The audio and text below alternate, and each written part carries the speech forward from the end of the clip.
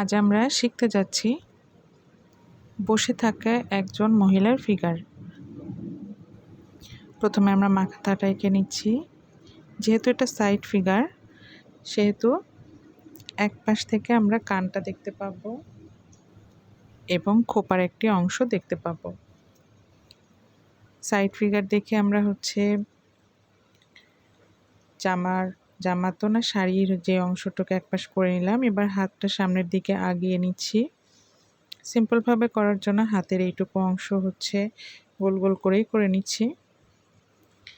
Side figure যেহেতু, ওই জন্য আমরা এক হাতের যেটা ওপাশে সেটা অল্প দেখতে পাবো এবং যেটা সামনাসামনি দেখতে পাচ্ছি সেটাকে আমরা পুরো ফিগারটা দেখতে পাবো হাতের।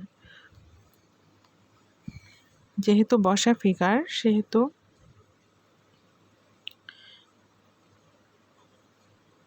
পায়ের যে অংশ ওই পাশে যাচ্ছে সেটা একটু বড় করে দিব, কারণ আমাদের দেহের সবচেয়ে বড় হাড়টা পায়ের। শাড়ির কুচিগুলো একটু দিয়ে নিব।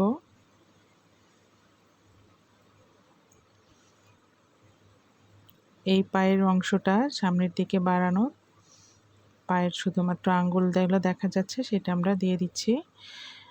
কুচিগুলো সামনের দিকে একটু বাড়িয়ে দিব।